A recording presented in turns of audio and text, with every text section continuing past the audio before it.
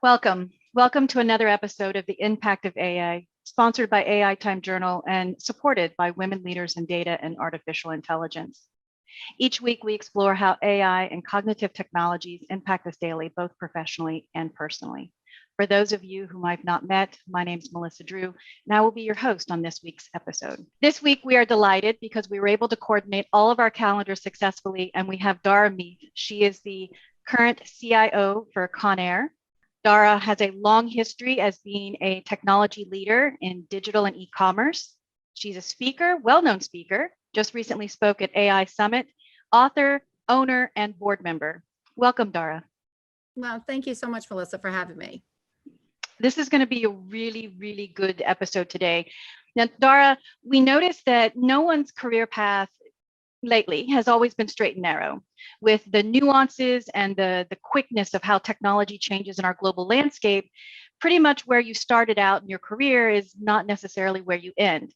And what's notable is on your LinkedIn page, you had an early interest in anthropology at the University of Pennsylvania, and then moved into business administration, management, and law. At some point, you moved into becoming a board member. You're actually a board member on multiple areas in multiple sectors. And I'd love to know what the story is. Sure. I love this question because it's so true. I think, when we're younger, we dream about 500 different careers we could have. And I think actually at this stage of my life, I still dream about that in some ways, because I just feel like the way that we kind of come up through our careers, we get an opportunity, or I did, to touch upon a lot of different aspects of what I could do and what I was interested in. So when I was out and I was looking at archaeology and anthropology, and I was researching and putting structures together, I realized that equates a lot to what we do today in the DNA of putting things together only on a virtual platform versus an actual physical landscape of life. So through my career, when I started going into business, I realized that I had a really keen interest over on the technology space, and started to really put together different ways that businesses could use technology in order to build out their data, the way that people were architecting and inputting data, and using that in order to drive their business. And so I took all of those different aspects of the career and still stem back from anthropology, which I love, and really started to build the DNA of how I was going to look at the way technology was going to work within my space. And so I had the distinct pleasure through my career of looking at applications inside and out, and building them and coding them and working with them to the degree where I saw them successful in businesses, and including the one that I was working in. And then also looking at the aspects of how things around it touch. So I worked a lot in infrastructure, hardware, network, securities. And so I had this, what I like to call, and I refer to a Medusa head quite frequently. It's like a Medusa head concept, right? So there's these cores of building things in, and then all these pieces come around it and build together.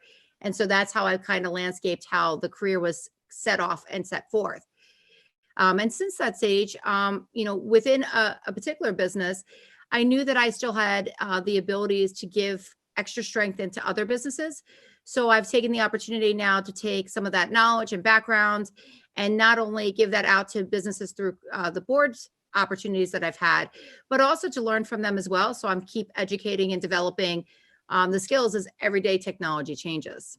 If we take all of that you've accumulated and really, you use the word DNA, the spinning all of those skill sets and everything together into what you do today, how does that affect your role as CIO at Conair? It's a great question. I think it positively affects the role. We particularly have within this specific position, hello, we happen to have a lot of the structure underneath it. And so we are not a company that has different C-suites that sit in the technology space. And so each one of those different opportunities that roll up underneath me are ones that I'm familiar with and can strengthen and help build with the long line of prospects and businesses I've done. and education, right? Mhm. And so I have cyber that rolls up into this infrastructure, right? We have all of the e-com and digital that rolls up into this infrastructure. We have all of what we have in the network and hardware all roll up into one. Now, some companies think that that's a little bit overhead hard, right? Because sometimes there's a good way of separating those out and having individual unique skills for those. I happen to be very passionate about each one of them and give equality to each one. And so it allows me to keep growing. And so I have great levels underneath that understand and can keep building themselves. And then one day, as we continue to grow, we may have the opportunity to split that out.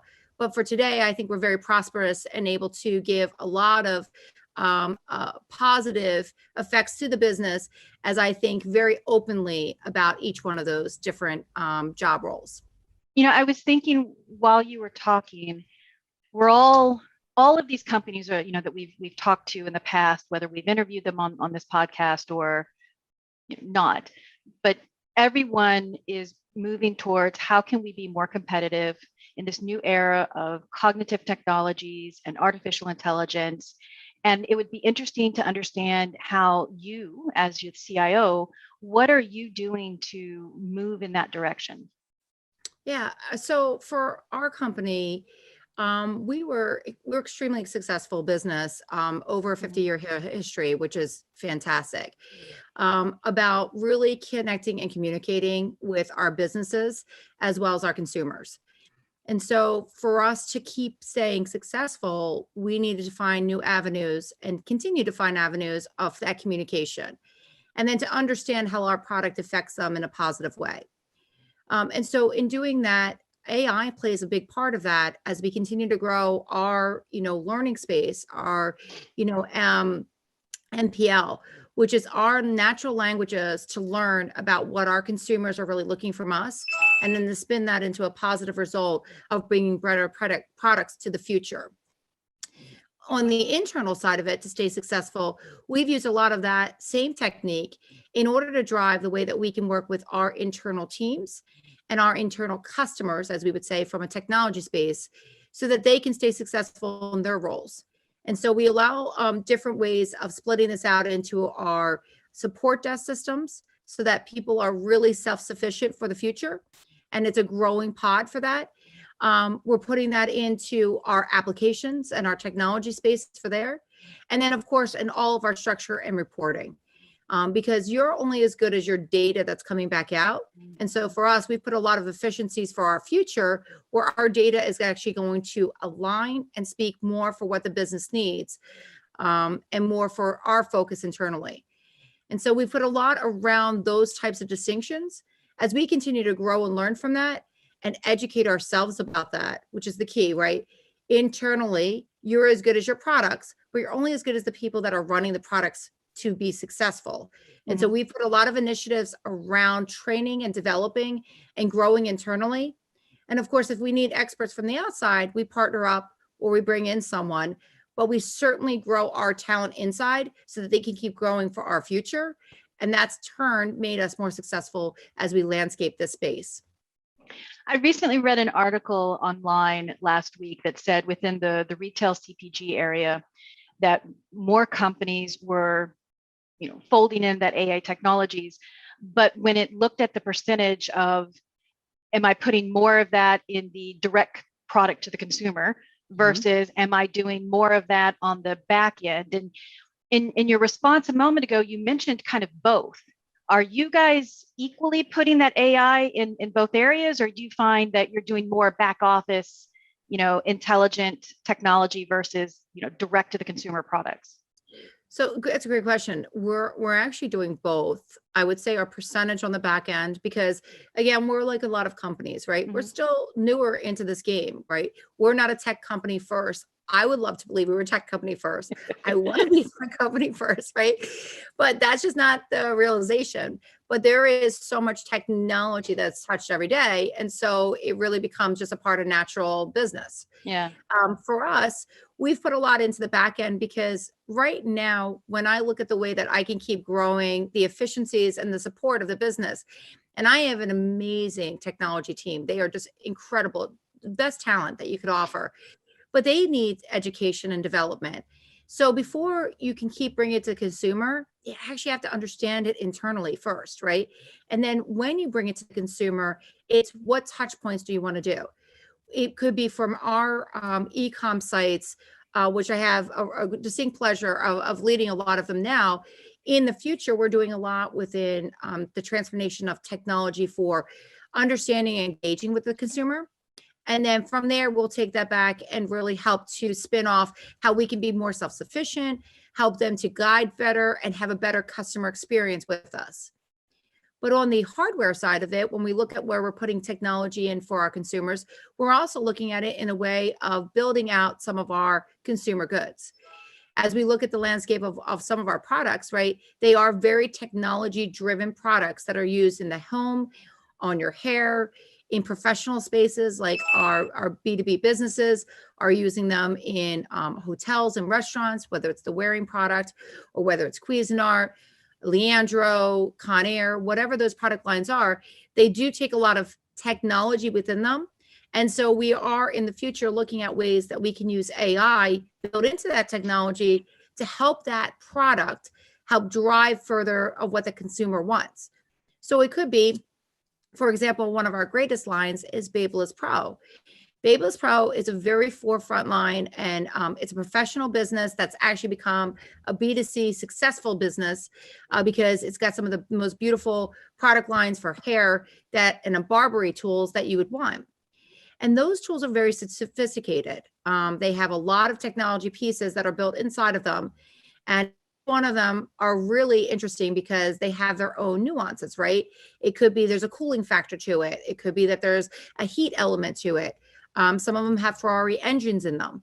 And so when we look at that, there are ways to use that to help with sensories, with self-care, with ways of people that in the future want to do tricks for themselves for Barbary. And so right now, today, what we offer are things like 3D apps, and growing those 3D apps are AR. So right now we're building an AR technology so that people can start seeing the ways that they can use these different devices to connect them. And as we do that, AI will be landscaped into it to keep growing those sources. And AR in this reference is augmented reality. That is correct. Wow. Wow. I don't think I would have ever connected the dots to pull in augmented reality with hair care. I think that's quite, I mean, not only is that very progressive, but I think it's quite innovative. Like it's on the edge of innovation. That's fantastic. Yeah. Thank you. Yeah. I mean, it's funny. 2 years ago when I came on, there was this concept of, okay, we got to get our e-com up and running. And then suddenly this division came to me, and the president of the division, Alan Stockman's just a brilliant guy. And he's very like, let's go for technology. Let's figure out a way. And he said to me, we want to produce this item that's going to be very custom driven, and we need to be able to relate and get it out so that people can build their own tools, right? So they took a trimmer and a clipper at first, and I'm very unfamiliar with that. I don't quickly have a beard right now. So I'm like, what do we do? So I took a lot of time to understand their consumers and talk with their barbers and understand what they were looking for, and then talk with their team a lot to say, what are you trying to drive for? And then, famous as I am, I drew some stick figures on a board and said, I want to build you this 3D app that I'm eventually going to grow into this AR effect and all. And they said, I have no idea what your stick figures show. I think they're incredible, but get us to a point. And so when we first did the app, we really thought, okay, this is a great point to put one product on. So we did it with a clipper, did the app. Within hours, they were selling out a product. It was a huge success. One, because it was something new where they could play with it and work with it and really have fun spinning and playing with tools. Two was because the industry was really driving for an app. They are very mobile driven in industry. And so I listened and heard what type of things that would work for them. Right. And then three is because social media is a driving factor in how to make success on some of these things. And the minute we started to say, by the way, we have this really cool technology that we're continuing to grow, people were interested in driving with us. So there was a lot of factors around it. Now, I'm not sure that will work for every industry we have, right? Mhm. There are definitely brands that are underneath in a portfolio that say 3D might not be the right way to go. And so you have to listen to what the businesses are looking for and help them to be able to drive that success and understand, where you need to partner and where you need to give advice and then where you need to say, it's probably not right. Let's go for something else. Oh my gosh, I love that. I love stories. That's great. Thank you so much.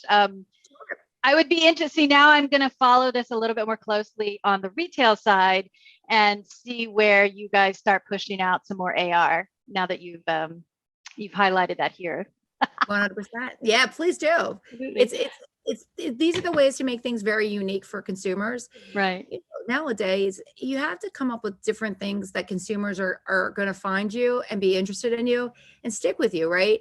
And if you're not trying to change your voice in the right way, Mm-hmm. they're going to lose interest. And then people always ask me, right? How do you drive up against someone who's like Amazon, right? Mm-hmm. Nobody can. What you can do though is give a different kind of experience. And that's what people can use AI for, is to use tools and techniques and experiences that they can't get somewhere else to understand their consumer better and to understand their product better and to keep driving it. For those listening to this on audio podcast, I'm smiling and grinning ear to ear because earlier this year in 2021, someone asked me if I could define the difference between what a CTO does, Chief Technology Officer, versus a CIO. What is the differentiating factor? And the one thing I came up with was, well, in reality, the Chief Technology Officer is managing the present of what technology is doing and how to operationalize that. But the CIO, the Chief Information Officer, is the forward-thinking, innovative individual that is constantly looking to bring in new things into the organization and then collaborate with your CEO, your CTO, and the other C-suites. And you're the first person that's verbally communicated what I feel is the difference between the two roles. So that's why I'm over here just grinning. That's fantastic. Well, I'm glad I could do that. And I love that we can also add in a little piece of that CDO, right? Which is such a huge factor, whether you're a chief data officer, a chief digital officer, whatever that landscape is, it's just so much combined into one. So I'm glad I could do that. Yeah, which you just mentioned the chief data officer, and I'd like to maybe shift a little. We focused on. I wrote this down. The CIO, you're over e-commerce, networking, hardware, cyber. But where does that? In some organizations, there are strictly separate roles for a chief data officer, a chief analytics officer. But you've mentioned a lot of the e-commerce and the data and the marketing folds under you as well. Should we assume that all of that data and analytics is also folding in there as well? Okay. Yeah, they all fold into the same technology space. And again, as I mentioned, there are a lot of companies that have split that out, right? Right. And I think that there's a lot of sense to that. We happen to be a company that really relies on all of the great teams that we have to Mhm. kind of work together. And I just happen to have a chance to steer some of that, right? And that may not be the landscape if we ever become double what we are today, or things might change. But for us, it works. And I think, again, when I came into the role, I'm a very different type of officer, right? Yes. Whatever you want to define that as. I constantly love technology. I mean, I couldn't say how much I read about it or speak about it or work within it. I'm also a very core user. I mean, today I was doing some development, I was doing some programming around it. There are a lot to that. At the same time, I'll go out and wireframe a site because, hey, I think my vision's going to be one that we could start with and then someone could take it over, right? Mhm. So I'm very hands-on. And I think if you are, right, there's a lot that you get an opportunity to be able to support and help with. Data is a critical role within any company today. I have an absolute pleasure of working in data every day today and driving some of the success of the reporting that we're getting out of that.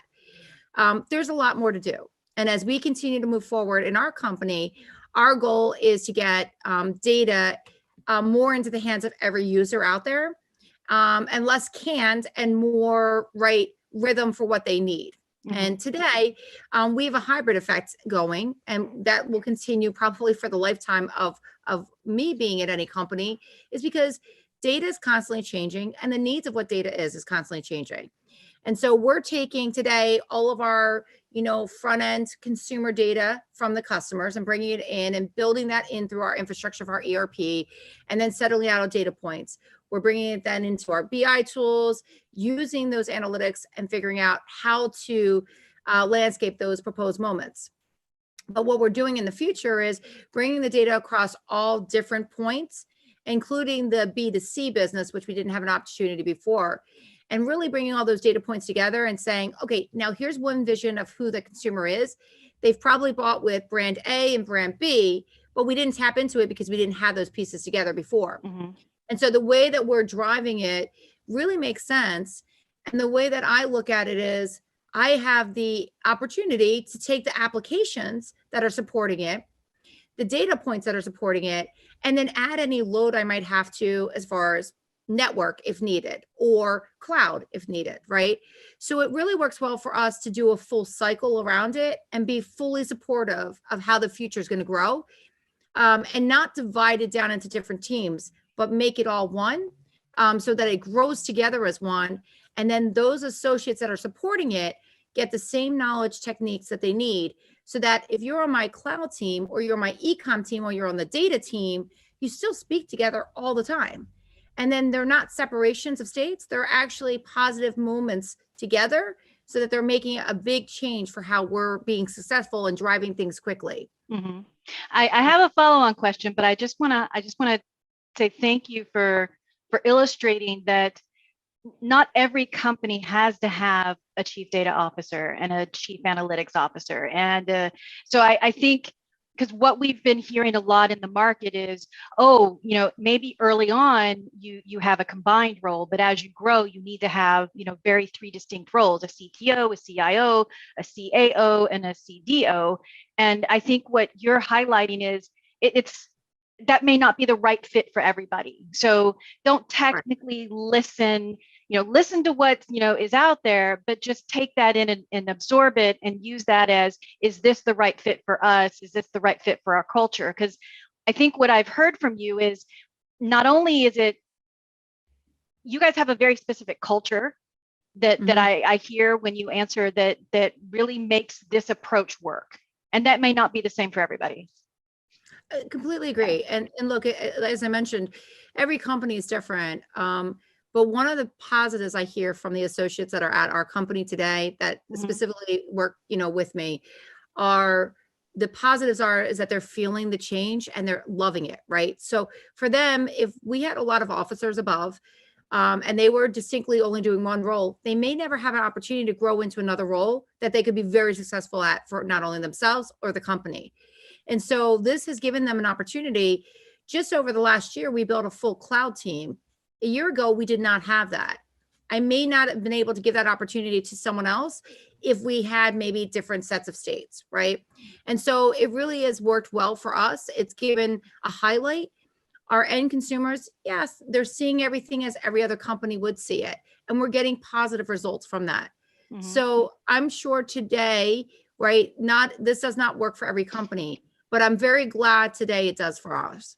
I have a very unique opportunity because of your role and everything that encompasses you, that I can actually ask you a little bit more about your infrastructure. So you've mentioned a lot about moving into the B2C market, which typically entails a lot of data, like a lot of data sets, a lot of data sources. All of that is, the foundational components to really moving into the AR and the, all the things that it sounds like you guys are going to be doing in the future. Can you just highlight a little bit about what infrastructure you guys decided to do to house all that data? Is it cloud? Is it on premise? Like, I think that'd be very interesting to know. So we're actually a hybrid model for all of that. And the reason why is because we were on-prem, right, fully. And when we started to look at what made sense to go out to cloud, it wasn't an all or nothing deal. It can't be. We're a company that globally, right, has 45 offices, thousands of people. And once you start looking at space to space, you have to look at what's logical and then what those shifts look like. And so if a location was shutting down, right, there's a logic to put that into cloud or to shift it over to something else. Okay. But if those locations aren't shutting down, the question is, okay, what do I have in my data set here? And then what can I start to streamline upward? When an interesting question came around that as we started to make our moves and shifts, and so we were hybrid. When COVID hit, it was, oh, do we panic and move everything out to cloud because now suddenly people aren't on-prem anymore? That could be overhead for them. And then I thought about the model, and we talked to a lot of the IT teams, right? And I sat down with them and I said, well, what do you think our overhead's going to be, right? What do you think we're not going to get once we're home that we get here that we're really going to struggle with? And so we identified certain applications, definitely certain data points that were going to be struggled. And then we actually identified the opposite and said, if I go out to cloud and I have all of this, it's going to struggle. There's really not a great definition today for things. I'll give you a perfect example. Video content. Video content is a big driver for a lot of businesses, right? A lot of imagery, a lot of video content. If you're in any kind of consumer good base, you have a lot of that. That content's heavy, big, terabytes after terabytes after terabytes, right? Yeah. And so that isn't always logical to just throw up into a cloud-based environment right away and say, oh yeah, it's all going to work and people will be able to access what they need. And they'll be able to stretch that. There are definitely more planning moments around that type of data than any other that we've had. And the reason is because of that, the use, the needs, the draw against for our B2B businesses and our B2C businesses, and also how large that data is, right? And how long it is. So we actually kept a lot more of that on-prem. Now, we didn't shut down the conversations. We just said, we're going to take a little longer to do planning to get out to the right requirements for it and the right partner platforms for it. And so how do we do that? And so we happen to be, we use a lot of different platforms. We happen to be in a big Microsoft partnership. And so we use Azure as one of our big strategies around that. And so in doing that, we had slowly in 2019, 2020, 2021, and more so in 2021 than ever before, right? Because every year you almost feel like you're doubling when you're getting there. But in 2022, I haven't landscaped the full. I know I want to move some of it, but I haven't landscaped the full way out because I need backup to backup. I need easy resourcing. And so that's just not always the most practical times. So right now, I love my hybrid effect. I think it's very successful. I think everybody has a great purpose for what they're doing. And I think those on-prem support teams that I have are learning cloud to be ready to transform over. And I think we have time to get them all ready as we keep going forward. So the future landscape approach is more than likely going to stay hybrid for a while. It is. Yeah. I mean, I think for a big company, and look, I'd love to say companies could just do this and everything would change out, right? But there's also costs involved. I mean, a lot of what we do is not just, the efficiencies of being on a premises, right? And whether you're on-prem and you're redundant or whatever that is, right? And you have to be, right? You have to have a secure environment so that you never go down, right? So the one thing you never want to hear is you're never going down. But I got to tell you, I hear cloud going down sometimes, right? You and I both know that. So it's as efficient as you can be. I find, and knock on wood, we've really done well in hybrid. As we keep, again, landscaping the cloud effect, it's going to be over the next 2, 3, 4 years. I don't have an exact ball to say that because it's really going to depend on how we lift each segment to get there. I've landscaped it for a period of time, but it could shift and change. Another COVID could hit or something, right? So we're all just kind of keeping up with that and saying, if I could be the most efficient and the most cost wise for what I'm doing, then I'm actually doing better service than I could if I just picked one solution and been done with it. I think anybody who has an AWS or a Microsoft Cloud background perfectly understands the nuances that you've just outlined. Yeah. We are coming towards the end of our time together, and I want to ask you just 2 more questions. One of them is looking forward. So Mhm. as the Chief Information Officer, you've been in your role for just under 3 years now. Where do you want to go? Where do you want to take this in the future?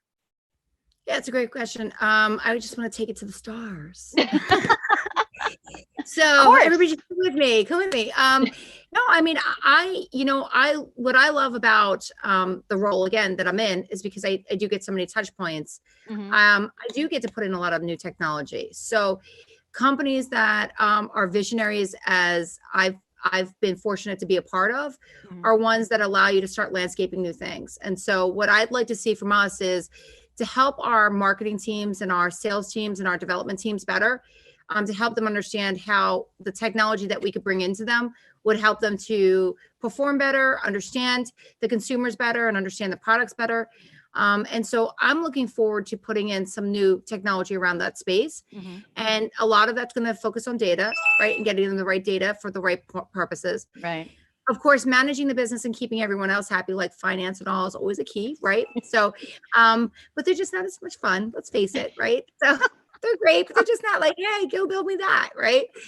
But it's fun. And so the company's actually taken a highlight about wanting to be in front of the consumer more. Hmm. There's a lot of great things with displays. We do a lot of great work around our Barbary space.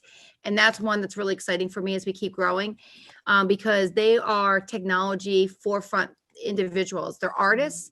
And so as you can put technology in front of them, you'll actually drive the rest of the business around that. So things that I've Wow. done with divisions will help me drive the rest of divisions. So it's an exciting time. I'm really excited to see how we do displays in the future for shows. Interactive displays are things that we're doing, touch points on displays. So all of that will take a lot, and it's neat. And then in the day-to-day operations, just making sure the business is solid and successful is the key to what we do. And of course, secure. As everybody knows today, all you can be is as good as secure that you are. Mhm. And so we are putting a lot around that front. No, that's great. And like I said earlier, I'm definitely going to be following this a lot more as a consumer. Um, I was always interested. I don't typically do a lot of hair care, but my girls do. So I have gotten more involved with the hair care products and the other products that Conair has produced over the last couple of years. So the very last question for you today is really about you. I believe you mentioned at one point in an interview that you are the first female chief information officer at Conair. That's correct. That's So correct. I am there's a global officer today who's working there as well. But I am the first. So there's Conair's been a great business, and over the years have been mostly men, right? So that's just predominantly a lot of their officers or a lot of their executive team has been. Mhm. But over the last couple of years, they've opened up for others to really join their staff, and there's been some really strong female leadership in other roles. Mhm. And so it's exciting to be a part of that.